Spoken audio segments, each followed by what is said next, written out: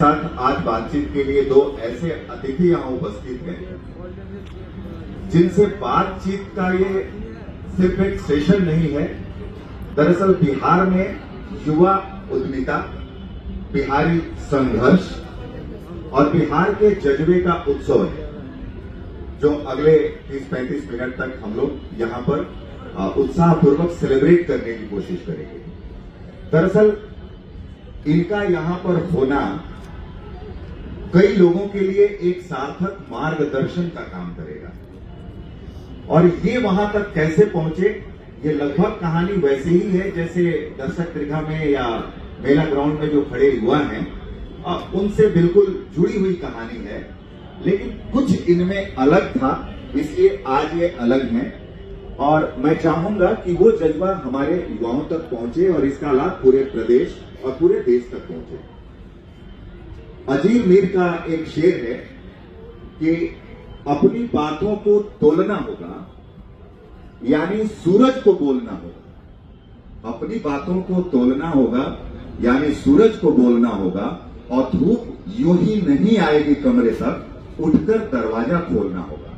तो आप लोगों ने दरवाजा खोलने का जो काम किया, वहीं से हम बातचीत के इस क्रम को आगे बढ़ाते हुए सबसे पहले कौशलेंद्र जी से ये जानना चाहेंगे कि हम बिहार से हैं, उस बिहार से हैं जहां बच्चे को स्कूल में दाखिला दिलाने के साथ ही अभिभावक ये सोचते हैं कि ये आईएएस बनेगा, बीपीएससी करेगा, मैनेजर बनेगा, तो नौकरी, यानी हमारे शिक्षा का उद्देश्य ही नौकरी हो जाता है। वैसे में इस चुनौती को स्वीकार करने का साहस कहां से मिला, और आप इस वक्त जो कर रहे हैं उसके पीछे की वो कौन सी जो यात्रा में वो कौन सा पड़ाव रहा जिसने आपको कौशलेंद्र से ये कौशलेंद्र तक का सफर तय करने में सहायता? Thank you Manoj ji. और सर्वप्रथम मैं थैंक यू करना चाहूंगा अमित झा जी और पूरे सीआरडी टीम को, जो हर वर्ष आयोजन करते हैं पटना पुस्तक मेले का, और पटना वासियों को, बिहार वासियों को एक मौका देते हैं पुस्तकों से रूबरू होने का और लेखकों से रूबरू होने का, और दैनिक जागरण की टीम को जो इसमें सहयोग प्रदान करती है, और जितने भी पत्रकार लोग हैं सभी लोगों को। आपकी बात सही है कि हम लोग बिहार में जो मैक्सिमम जो अभिभावक है अपने बच्चों को एक स्कूल भेजते हैं, उसके बाद एक सपने देखते हैं। उन सपनों में सबसे पहले शायद यही देखते हैं कि ये आईएएस बनेगा, आईपीएस बनेगा, बीपीएससी क्लियर करेगा, ये क्लियर करेगा, वो क्लियर करेगा, वो क्लियर करेगा। एक मजेदार बात क्या है, उनकी वो सपने अपने बच्चे को लेकर के सिर्फ 25 साल की आयु तक की होती है। आप ध्यान दीजिएगा कि ये आईएएस बनेगा, मतलब उसके बाद क्या होगा, उसके मतलब अगर किसी आदमी का बिहार में या इंडिया में अभी लाइफ एक्सपेक्टेंसी 70 साल है, तो 25 साल तक उसके माता पिता सोच रहे हैं, बाकी के बारे में नहीं सोच रहे हैं।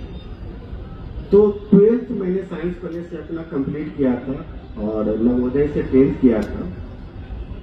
और साइंस कॉलेज के बाद मुझे गुजरात में इंजीनियरिंग में पढ़ाई करने का अवसर मिला, एग्रीकल्चर इंजीनियरिंग। वहां जो मैंने माहौल देखा, सारे बच्चे मैक्सिमम गुजराती थे, वहाँ जो माहौल देखा, वहाँ के अभिभावकों का, मैं छुट्टियों में वहाँ के गांवों में जाता, तो जो दोस्त थे उनके यहाँ चला जाता था कि जाकर के मैं देखना चाहती हूँ तुम्हारे गांव कैसे हैं, तुम्हारे अभिभावक तुमसे क्या बातें करते हैं। तो ये समझ में आया वहाँ जाकर के कि आईएएस, आईपीएस, बैंक क्लर्क, सरकारी नौकरी, कहीं कोई बातचीत हो ही नहीं रही। ये तो दूर दूर तक उनके घरों में चर्चा भी नहीं है। एक वाक्य बताता हूँ कि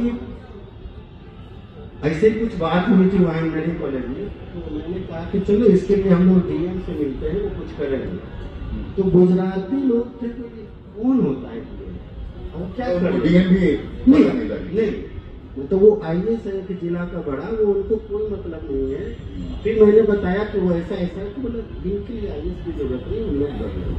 तो वो जो चीज था कि हम खुद करेंगे, वहां से वो जज्बा आना चालू हुआ कि अगर हमें सम्मिलित होना, हमें आगे बढ़ना है तो हमें खुद करना होगा। मतलब आपकी यात्रा में जो बिहार से बाहर जाकर आपने जो गुजरात में महसूस किया, उस समाज से जो अब आप जुड़े, तो ये एक नई दिशा मिली आपको। और बिहारी मेंटेलिटी जो है कि जहां हम नौकर पैदा करना चाहते हैं, वो आईएएस नौकर हो या मैनेजर नौकर हो, उस मेंटेलिटी से आप तो बाहर आ गए। सचिन जी तक जाने से पहले मेरे मन में सवाल है कि आपने पारंपरिक बिहार के सत्तू को